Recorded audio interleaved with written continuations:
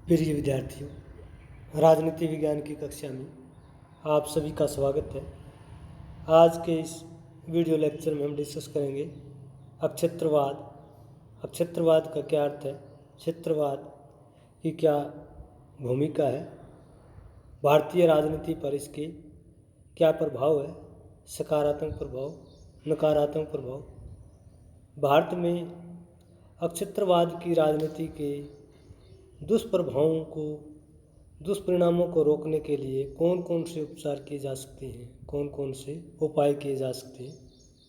तो what is regionalism, what is politics of regionalism, its meaning, its role, its positive and negative impact and remedy to solve politics of regionalism.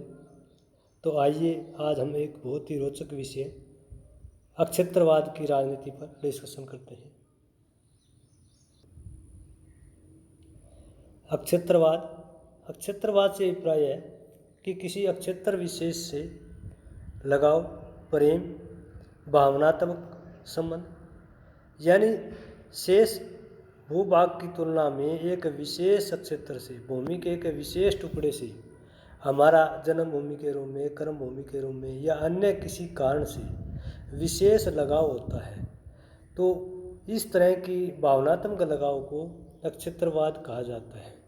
और जब इस तरह की भावना के आधार पर शासन प्रक्रिया को, संचालन प्रक्रिया को, राजनीतिक व्यवस्थाओं को, प्रक्रियाओं को प्रभावित करने का प्रयास किया जाता है, तो इसे अक्षेत्रवाद की राजनीति कहते हैं। अक्षेत्रवाद की राजनीति क्या है और भारतीय राजनीति में अक्षेत्रवाद की क्या भूमिका है। अक्षेत्रवाद की भूमिकाओं में बहुत सारे कारक हैं। भारतीय राजनीति में अक्षेत्रवाद की भूमिका का हम अलग अलग दृष्टिकोण से अध्ययन कर सकते हैं। सबसे पहले अक्षेत्रवाद को हम भारतीय संघ से अलग होने की प्रवृत्ति के रूप में अध्ययन करेंगे कि अक्षेत्रवाद की ये भावना देश की एकता के लिए, अखंडता के लिए बहुत बड़ा खतरा है, बहुत बड़ी चुनौती है। अक्षेत्रवाद की राजनीति की ये समस्या बहुत गंभीर है।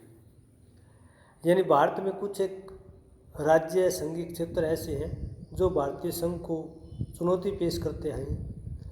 उनमें प्रमुख राज्य तमिलनाडु राज्य है। 1960 में तमिलनाडु के लोगों ने डीएमके के नेतृत्व में द्रविड़ मुनेत्र कझगम तमिलनाडु का एक प्रमुख राज्य दल है और इसके नेतृत्व में भारतीय संघ से अलग होने के लिए आंदोलन किया। 1962 के विधानसभा चुनाव में डीएमके को 50 सीटें प्राप्त हुई, जबकि 1957 में इस दल को केवल 15 सीटें प्राप्त हुई थी। इस चुनाव में सफलता के पीछे अन्नादुराई का अक्षेत्रवाद के आधार पर भारतीय संघ के विरुद्ध आंदोलन करना था। केंद्र सरकार ने इस तरह के राष्ट्र विरोधी आंदोलन को रोकने के लिए 1963 में 16वां संविधान संशोधन पेश किया, जिसमें व्यवस्था की गई कि संसद भारत की प्रभुसत्ता को चुनौती देने वालों को दंड दे सकती है। चुनाव लड़ने वाले उम्मीदवारों को संविधान के प्रति निष्ठा व देश की एकता, अखंडता को बनाए रखने की शपथ लेने की व्यवस्था की। 1963 में 16वें संविधान संशोधन के बाद जो है काफ़ी हद तक ये समस्या सीमित हो गई। अक्षेत्रवाद की भारतीय राजनीति में एक अलगाववादी प्रवृत्ति की भूमिका में पंजाब राज्य का भी रहा है प्रभाव। भारत के पंजाब राज्य में 1950 से 1966 तक अकाली दल ने पंजाबी राज्य के लिए आंदोलन किया। इस आंदोलन को ध्यान में रखते 1 नवंबर 1966 को पंजाब का पुनर्गठन किया गया और हिंदी भाषी हरियाणा को अलग प्रांत बनाया गया।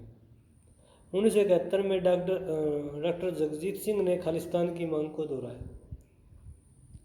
1973 में आनंदपुर शाही प्रस्ताव में अकाली दल ने 4 महत्वपूर्ण विषयों को छोड़कर शेष सभी विषय राज्य को सौंपने के प्रस्ताव को पारित किया।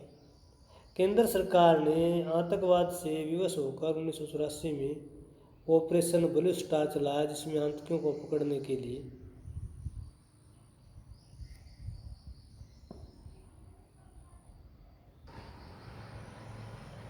स्वर्ण मंदिर में व अन्य स्थानों पर सैन्य कार्रवाई की। 1985 में पंजाब की समस्या का समाधान करने के लिए राजीव लोंगोवाल समझौता हुआ, जो प्रधानमंत्री राजीव गांधी और हरचंद लोंगोवाल के बीच में हुआ, लेकिन पंजाब के लोग इस समझौते से संतुष्ट नहीं हुए। और 90 के दशक में जो है पंजाब में उग्रवाद का काफ़ी हो रहा, तो पंजाब में खालिस्तान की मांग ने एक प्रकार से भारतीय संघ को चुनौती दी है। तो समय समय पर खालिस्तान की मांग उठती रहती है, हालांकि उस तरह का अब दुष्प्रभाव हमें दिखाई नहीं देता, लेकिन पंजाब में खालिस्तान की अलगाववाद की मांग जो है भारतीय संघ से अलग होने की प्रवृत्ति के रूप में अक्षत्रवाद की एक गंभीर राजनीति है। भारतीय संघ से अलग होने में अक्षत्रवाद की राजनीति नगा आंदोलन के रूप में भी देखी जाती है। असम में नागा जाति के लोगों ने भारतीय संघ से अलग होने के लिए आंदोलन चलाया। उन्होंने स्वतंत्र नागा राज्य की मांग के लिए नागा राष्ट्रीय परिषद की स्थापना की। नागा जाति के लोगों ने स्वतंत्र राज्य की मांग के लिए हिंसक आंदोलन शुरू किया। संसद ने 13वां संविधान संशोधन करके नागालैंड को भारतीय संघ का 16वां राज्य बनाया। तो नगा समस्या जो है एक प्रकार से भारतीय संघ के लिए चुनौती थी। नगा लोगों ने अक्षत्रवाद की भयंकर जो राजनीति थी उसका रूप दिखाया और इसे जो है काफ़ी समय तक संघ के लिए चुनौतियां बनी रही और 13वां संविधान संशोधन करके नागालैंड को भारतीय संघ का 16वां राज्य बना दिया गया। भारतीय संघ से अलग होने की प्रवृत्ति के रूप में मिजो लोगों ने भी एक अपना आंदोलन चलाया। ये भी असम में मिजो पहाड़ी क्षेत्र के लोग थे जिन्होंने भारतीय संघ से अलग होने की मांग की। स्वतंत्र मिजो राज्य की स्थापना के लिए मिजो नेशनल फ्रंट का गठन किया गया। 1962 में मिजो हिल को संघीय क्षेत्र बनाया गया, उसका नाम मिजोरम रखा गया। मिजो नेशनल फ्रंट ने लाल डेंगा के नेतृत्व में हिंसक आंदोलन जारी रखा। केंद्र सरकार और लाल डेंगा के बीच समझौते को लेकर बातचीत का दौर जारी रहा। 25 जून 1988 को केंद्र सरकार व मिजो फ्रंट में समझौता हुआ और लाल डेंगा को मुख्यमंत्री बनाया गया। 1987 में मिजोरम को पूर्ण राज्य बनाया गया। मिजो के बाद जम्मू कश्मीर भी एक ऐसा राज्य है जिसने लंबे समय से भारतीय संघ से अलग होने की अपनी प्रवृत्ति को जारी रखा और जम्मू कश्मीर की अक्षत्रवाद की राजनीति भारतीय संघ के लिए एक बहुत बड़ी चुनौती रही है। जम्मू कश्मीर के राजा हरि सिंह के द्वारा 1948 में जम्मू कश्मीर का भारत में विलय हुआ, लेकिन जम्मू कश्मीर को भारत के अन्य राज्यों की तुलना में विशेष राज्य का दर्जा दिया गया, जो संविधान की अनुच्छेद 370 में अंकित है। विलय के आरंभ से ही जम्मू कश्मीर के शासक शेख अब्दुल्ला ने स्वतंत्र कश्मीर राज्य की मांग का विचार किया। 1987-88 से जम्मू कश्मीर में अलगाववादी गतिविधियां काफ़ी तेज हुई। कश्मीर में अलगाववादी गुटों का पाकिस्तान को हमेशा से मनोवैज्ञानिक, आर्थिक व तकनीकी समर्थन है। सीमा पर आतंकवाद ने न केवल जम्मू कश्मीर बल्कि पूरे देश को प्रभावित किया।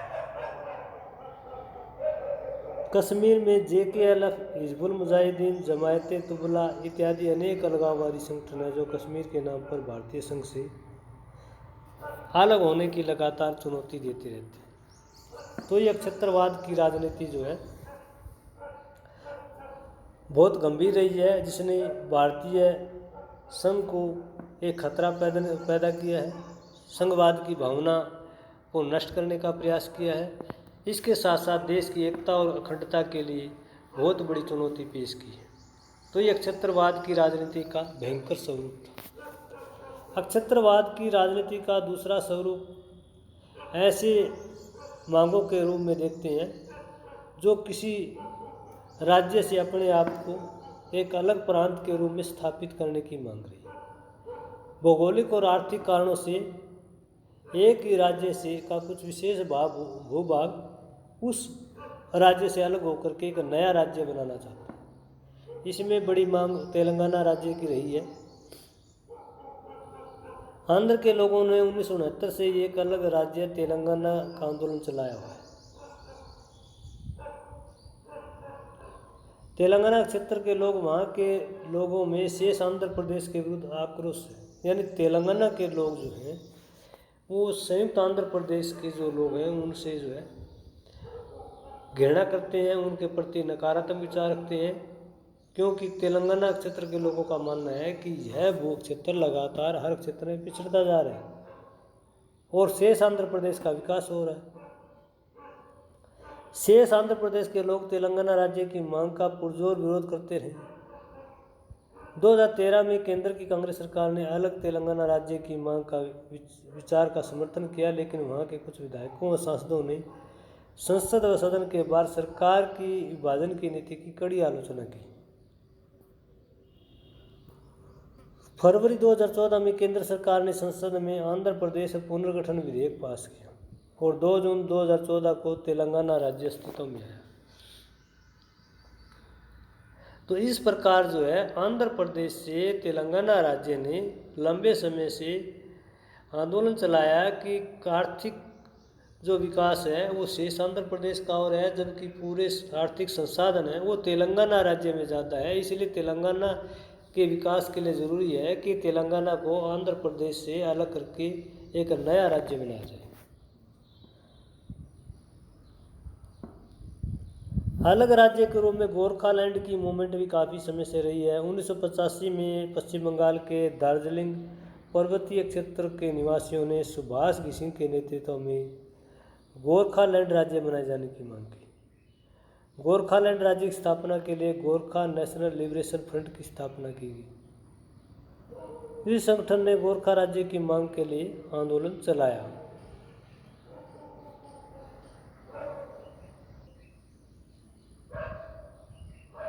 गोरखालैंड के बाद बोडोलैंड की मांग भी काफ़ी लंबे समय से उठ रही है। ये 1987 में असम के बोडो कबीले के लोगों ने आंदोलन चलाया। बोडो राज्य की स्थापना के लिए ऑल बोडो स्टूडेंट्स यूनियन का गठन किया गया। इस संगठन के नेतृत्व में बोडो लोगों ने अपनी संस्कृति व भाषा की रक्षा के लिए अलग राज्य की मांग का आंदोलन चलाया। 1989 में केंद्र सरकार व बोडो संगठन के बीच एक समझौता हुआ, जिसमें इन लोगों ने सामाजिक, आर्थिक व सांस्कृतिक विकास के लिए एक 40 सदस्यीय स्वायत्तशासी परिषद बनाई। 19 मई 1993 को बोडोलैंड अंतरिम की स्थापना की गई और दिसंबर 2014 में आदिवासियों व बोडो आंदोलनकारियों में दंगे हुए, जिसमें सैकड़ों लोगों की जान गई। ये भी क्षेत्रवाद की राजनीति का एक भयंकर स्वरूप रहा। उत्तर पूर्व के राज्यों में जितनी जनजाति हैं वो अलग राज्य के रूप में लगातार मांग करती रही है। तो मिजोरम का गठन हो या दूसरे राज्यों का गठन हो, इसी तरह से बोडोलैंड को लेकर के लंबे समय से मांग रही है। बोडोलैंड के बाद जो है जम्मू कश्मीर राज्य से डोगरालैंड की मांग रही है। जम्मू कश्मीर राज्य में डोगरी भाषा के लोगों ने अलग राज्य डोगरालैंड की मांग रही। डोगरी भाषा संविधान की 8वीं अनुसूची में अंकित की गई। इस क्षेत्र के लोगों ने डोगरी भाषा संस्कृति के संरक्षण के लिए अलग राज्य की मांग की। तो ये जम्मू कश्मीर के क्षेत्र से अलग एक भाषा संस्कृति के आधार पर अलग राज्य की मांग लगातार जो है जारी है। डोगरालैंड के बाद जो है बुंदेलखंड राज्य की मांग भी जो है काफ़ी लंबे समय से जारी है। उत्तर प्रदेश और मध्य प्रदेश के बुंदेली क्षेत्रों को मिलाकर इस क्षेत्र की जनता भाषाई आधार पर बुंदेलखंडी राज्य की मांग करती है। बुंदेलखंड क्षेत्र के लोग अपनी भाषा, लिपि, संस्कृति के संरक्षण के लिए अलग प्रदेश की मांग करते हैं। बुंदेलखंड के अतिरिक्त अन्य प्रकार की छोटी छोटी मांगें देश में उठ रही है। जैसे महाराष्ट्र में विदर्भ राज्य की मांग उठ रही है। विदर्भ राज्य महाराष्ट्र में काफ़ी पिछड़ा हुआ क्षेत्र है, जहाँ किसान ज़्यादा आत्महत्या करते हैं। तो ये क्षेत्र आर्थिक और औद्योगिक विकास की दौड़ में पीछे, इसलिए इस क्षेत्र के लोग अलग राज्य की मांग करते हैं। जम्मू कश्मीर में लद्दाख पहाड़ी एक क्षेत्र है, इसकी मांग काफ़ी लंबे समय से रही है। गुजरात में सौराष्ट्र की मांग रही।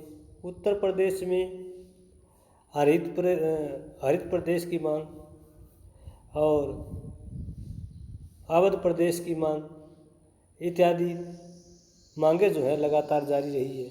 बिहार में मैथिली राज्य की मांग जारी रही है। राजस्थान में मरुभूमि की मांग जो है जारी रही है। इन छोटे छोटे राज्यों की मांग के कारण अक्षत्रवाद की बढ़ती संकीर्णता है, जिसमें अक्षत्रिय दलों का विशेष प्रभाव होता है। अक्षत्रवाद की राजनीति कारण ही अक्षत्रिय दल लगातार पनपते रहे हैं और नए राज्यों की मांगों का समर्थन करते रहे हैं। अक्षत्रवाद की राजनीति हम अंतर्राज्यीय विवाद के रूप में भी देख सकते हैं। अक्षत्रवाद की संकुचित भावना से ग्रस्त होकर राज्यों में परस्पर भूमि व जल को लेकर टकराव की स्थिति बनी रहती है। जैसे पंजाब हरियाणा के बीच SYL यानी सतलुज यमुना लिंक नहर के बंटवारे को लेकर, चंडीगढ़ के मुद्दे को लेकर, दिल्ली पंजाब राजस्थान व हरियाणा के बीच नदी के जल बंटवारे को लेकर, कर्नाटक और तमिलनाडु के बीच कावेरी नदी का इशू है, कर्नाटक व आंध्र प्रदेश के बीच कृष्णा नदी का पानी का मुद्दा है। तो बहुत सारी ऐसी अक्षत्रिय समस्याएं हैं, चाहे उत्तर भारत के राज्य हो, मध्य भारत के हो, दक्षिण के हो, उत्तर पश्चिम के हो या उत्तर पूर्व के राज्य हो। राज्यों के जल के ऊपर, ज़मीन के ऊपर, भाषाई क्षेत्रों के ऊपर लगातार विवाद बने रहते हैं और ये अक्षत्रवाद की राजनीति को बढ़ावा देते हैं। केंद्र राज्य टकराव के रूप में भी हमें अक्षत्रवाद की राजनीति दिखाई देती है। राज्य केंद्र पर आर्थिक सहायता प्रदान करने में हमेशा बहुत सारे राज्य भेदभाव का आरोप लगाते हैं। अगर किसी राज्य में अवस्था उत्पन्न होती है तो वहाँ केंद्र की सरकार के द्वारा CRPF भेजने पर भी वहाँ की राज्य सरकार केंद्र सरकार की कड़ी आलोचना करती है। नक्सल प्रभावित राज्य भी केंद्र द्वारा सुनियोजित सहायता उपलब्ध न करवाने का आरोप लगाकर अक्षत्रवाद की प्रवृत्ति को बढ़ावा देती है। राज्य सरकारें अपने राज्य में गरीबी, बेरोजगारी और पिछड़ेपन के लिए केंद्र सरकार को जिम्मेदार मानकर अक्षत्रवाद की राजनीति को बढ़ावा देती है।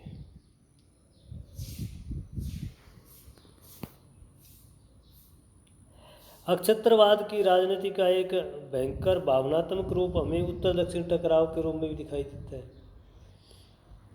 अक्षत्रवाद के कारण भारत के लोगों को दो भागों में बटा हुआ देखा जा सकता है, दक्षिण भारत के लोग, उत्तर भारत के लोग। दक्षिण भारत के लोगों का और राज्यों का यह आरोप रहा है कि उत्तर भारत के लोग उनकी अपेक्षा कर रहे हैं और लगातार उन पर अपना आधिपत्य जमाए हुए हैं। दक्षिण भारत के लोगों का कहना है कि देश के ज़्यादातर प्रधानमंत्री उत्तर भारत से आए हैं। अक्षत्रवाद के कारण ही दक्षिण भारत के लोग उत्तर भारत के लोगों से अपना संबंध नहीं जोड़ पाते।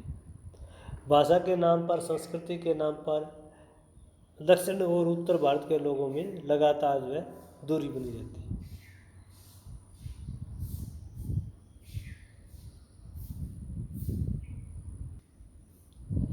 अक्षत्रवाद का एक स्वरूप हमें अक्षत्रिय दलों के रूप में दिखाई देता है। केंद्रीय व राज्य स्तर पर गठबंधन सरकारों का दौर शुरू हुआ। अक्षत्रिय दल अक्षत्रवाद के आधार पर अपने ही अक्षत्र के विकास की राजनीति करते हैं, न कि राष्ट्रीय विकास की। अक्षत्रिय दलों का, अक्षत्र नेताओं का, अक्षत्रिय दलों के प्रमुखों का अक्षत्रवाद की राजनीति के प्रति गहरा विश्वास रहता है। वो राष्ट्र के विजन की बात नहीं करते, राष्ट्र के कल्याण की, राष्ट्र के विकास की बात नहीं करते। अक्षत्रिय दलों की सफलता का कारण भी अक्षत्रवाद की राजनीति करना है।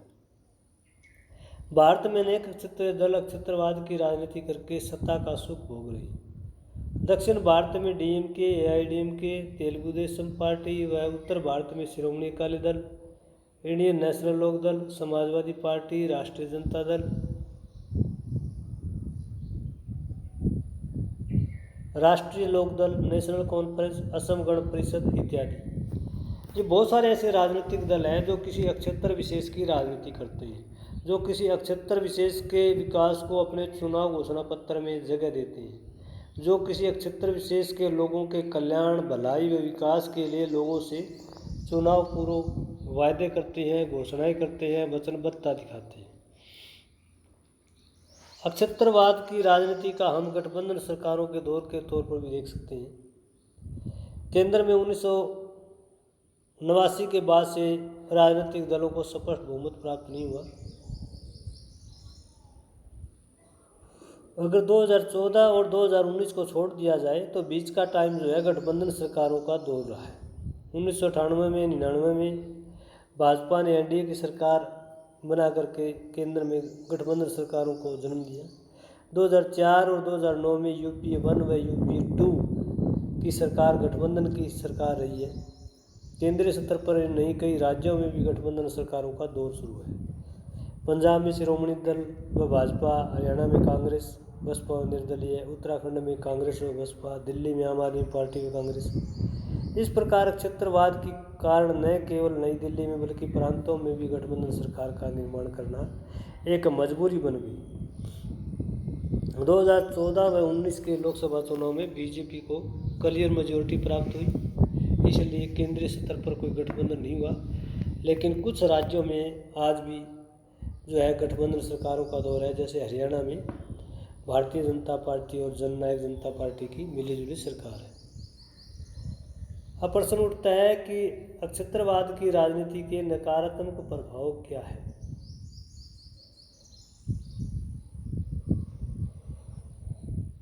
अक्षत्रवाद की राजनीति के बहुत सारे नकारात्मक प्रभाव। अक्षत्रवाद की संकुचित प्रवृत्ति ने केंद्र में स्थिर सरकारों की संभावनाएं समाप्त कर दी। अक्षत्रवाद के कारण ही केंद्र राज्य संबंधों में लगातार हमें टकराव दिखाई देता है। एक दूसरे के रूप प्रति आरोप प्रत्यारोप चलते हैं। अक्षत्रवाद के कारण निरंतर छोटे छोटे राज्यों की मांग उठ रही है। अक्षत्रवाद के कारण राष्ट्रीय विकास के मुद्दे गौण हो गए। अक्षत्रवाद राष्ट्र की एकता अखंडता के लिए गंभीर चुनौती है। अक्षत्रवाद के प्रभाव से राष्ट्रवाद कमजोर होता है। अक्षत्रवाद से देश का असंतुलित आर्थिक विकास होता है। देश के कुछ क्षेत्र आगे निकल जाते हैं, कुछ क्षेत्र जो है आर्थिक और औद्योगिक पिछड़ेपन में काफ़ी पीछे रह जाते हैं। अक्षत्रवाद राजनीतिक अवसरवादिता को जन्म देता है। अक्षत्रवाद से क्या है कि हिंसा और अलगाववाद को बढ़ावा मिलता है। एक क्षेत्र के लोग दूसरे क्षेत्रों से विभिन्न मामलों में टकराते रहते हैं, तनाव करते हैं, संघर्ष करते हैं, उससे अलगाववाद की प्रवृत्ति बढ़ती है। अक्षत्रवाद ने भारतीय संघ को चुनौती पेश की है। चाहे वो तमिलनाडु की मांग हो, पंजाब की मांग हो या बोडो नागालैंड की मांग हो, सारी मांगों ने संघवाद को चुनौती दी है। अक्षत्रवाद ने राष्ट्रीय दलों को भी कमज़ोर किया है, क्योंकि क्षेत्रीय दल जो है वो गठबंधन सरकारों में राष्ट्रीय दलों पर भारी पड़ते हैं, राष्ट्रीय दलों को नकारात्मक रूप से प्रभावित करने की कोशिश करते हैं। अक्षत्रवाद के कारण गठबंधन सरकार की विदेश नीति कमज़ोर हुई है, यानी केंद्र सरकार स्पष्ट बहुमत के अभाव में इंडिपेंडेंटली कोई निर्णय नहीं ले सकती जब तक कि सहयोगी दलों को से समर्थन जारी न रहे। अक्षत्रवाद के सकारात्मक प्रभाव भी है। अक्षत्रवाद अकेला नकारात्मक प्रभाव नहीं डालता, बल्कि अक्षत्रवाद की राजनीति से बहुत सारा सकारात्मक प्रभाव भी हमें दिखाई देता है कि जैसे राजनीतिक लाभों का राष्ट्रीयकरण हुआ है। जिन क्षेत्रों का विकास नहीं हुआ उन क्षेत्र के लोगों ने अपनी मांगें जारी रखी और उनके हक के कारण, उनके संघर्ष के कारण जो है उन्हें इसका लाभ हुआ। अक्षत्रवाद के कारण राजनीतिक सहभागिता में भी वृद्धि हुई है। अक्षत्रवाद से राजनीतिक चेतना में वृद्धि हुई है। जिन क्षेत्रों के लोग औद्योगिक और आर्थिक शैक्षणिक रूप से पिछड़े हुए हैं उन क्षेत्रों के लोगों ने अपनी मांगें जारी रखी। जैसे 1966 से पहले हरियाणा का क्षेत्र संयुक्त पंजाब से काफ़ी पिछड़ा हुआ था, लेकिन 1966 से 2023 तक हरियाणा ने लगातार हर क्षेत्र में तरक्की की। औद्योगिक विकास हुआ, सड़कों का जाल हुआ, रेलवे का नेटवर्क हुआ, शिक्षा के अंदर विकास हुआ, एजुकेशन हेल्थ सिस्टम में काफ़ी सुधार हुए। तो पंजाब के लगभग साथ साथ हरियाणा जो है लगातार तरक्की की है। ये क्षेत्र इसी तरह से उत्तर प्रदेश से उत्तराखंड और बिहार से झारखंड और मध्य प्रदेश से छत्तीसगढ़ जैसे क्षेत्र जो है वो लगातार विकास कर रहे हैं। क्षेत्रवाद से प्रांतों का आर्थिक विकास हुआ है, राष्ट्रीय दलों की तानाशाही कम हुई है और क्षेत्रीय दलों का महत्व निरंतर बढ़ा है। क्षेत्रीय दलों की राष्ट्रीय राजनीति में भूमिका भी महत्वपूर्ण हुई है। क्षेत्रवाद के आधार पर स्थापित छोटे छोटे राज्यों का अधिक विकास हुआ है, जैसे हरियाणा, हिमाचल प्रदेश, उत्तराखंड, छत्तीसगढ़, तेलंगाना इत्यादि। अब प्रश्न ये उठता है कि क्षेत्रवाद की जो संकुचित प्रवृत्ति है, जिसके बहुत सारे दुष्परिणाम है, उसको कैसे दूर कर सकते हैं, कौन से उपाय हैं, कौन से तरीके हैं, कौन सा उपचार है। उससे पहला उपचार ये हो सकता है कि प्रत्येक क्षेत्र के लोगों में राष्ट्र के प्रति निष्ठा व सेवा भाव उत्पन्न करने का प्रयास किया जाए। यानी उन्हें नेशनल विजन के बारे में बताया जाए, राष्ट्र की संस्थाओं के बारे में बताया जाए, राष्ट्रीय मान्यताओं के बारे में बताया जाए, ताकि राष्ट्र के प्रति उनकी श्रद्धा और निष्ठा बनी रहे, जो क्षेत्र से ऊपर उठ करके उसमें वो सहयोग कर सके। देश के सभी क्षेत्रों का संतुलित विकास हो। यानी कुछ बहुत सारे प्रदेश ऐसे हैं जहाँ सभी क्षेत्रों का समान रूप से विकास नहीं है। जो क्षेत्र पिछड़ गए हैं वो लगातार संघर्ष जारी करते रहते हैं। अंतर्राज्यीय झगड़ों का भी शीघ्र समाधान करने की आवश्यकता है। देश के सभी लोगों में धार्मिक, भाषाई, जातीय सहिष्णुता विकसित की जाए।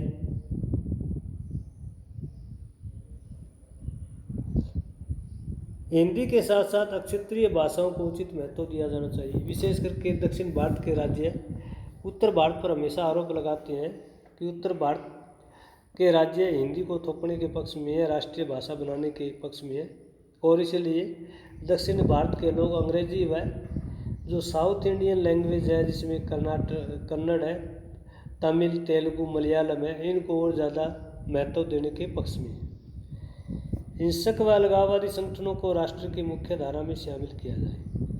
जितने भी अलगाववादी संगठन हैं जो एक राज्य को, एक क्षेत्र को देश से अलग करने की या अलग राज्य की मांग के रूप में आए दिन धरने, प्रदर्शन, हड़ताल, घेराव करती है, उन पर नियंत्रण किया जाना चाहिए। राष्ट्रीय दृष्टिकोण व प्रस्तुत करने वाले संगठनों व समूह को प्रोत्साहित किया जाना चाहिए। नागरिकों में जनसंचार के साधनों द्वारा राष्ट्रीय दृष्टिकोण उत्पन्न किया जाए।